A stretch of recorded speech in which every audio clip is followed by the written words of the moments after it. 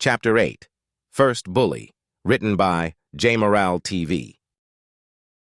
In grade 5, there's a lad named James, his classmates around him, all growing in frames. While he remained short, they continued to grow. Attention soon shifted, as you will soon know. Whenever he'd meet the tall one, Ankad by name, James would get bumped and pushed in this little game. "Don't block the way," Ankad would jeer, with a glare and a taunt that was crystal clear. This daily occurrence his school life did mar. Missing classes became his own personal scar. Too scared to go in, too afraid of a punch, James felt cornered, in a terrible crunch. With no more excuses to offer his kin, he reluctantly had to return to school again.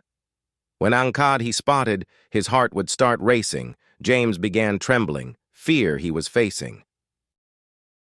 When Ankad saw James, he'd start with a shout, "Here comes the weakling, no doubt, fragile, feeble, and so small." His friends with Ankad would laugh at it all. James couldn't help but let out a cry, until another voice came from nearby. It was Brian, who had something to say. "Why tease the weak when you can have a fair play?"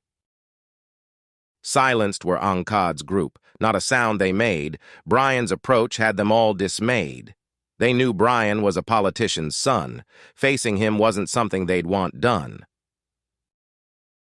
Brian went to James and cracked a smile. He made him laugh, just for a while. Brian apologized for things in the past, admitting he didn't like the role he was cast. He said he resented his own father's fame. Not wanting medals was his secret claim. But he was young, without much control. Hearing Brian's words took James's soul. James forgave Brian. Their friendship did mend. No longer did Ankad's group condescend. Whenever James was in a dire need, Brian was there, a true friend indeed. If you liked this poem, here's what's dispersed. Want to know what's next for James? It's rehearsed. Click that subscribe button. Don't be coerced. To stay updated on videos, you'll be the first.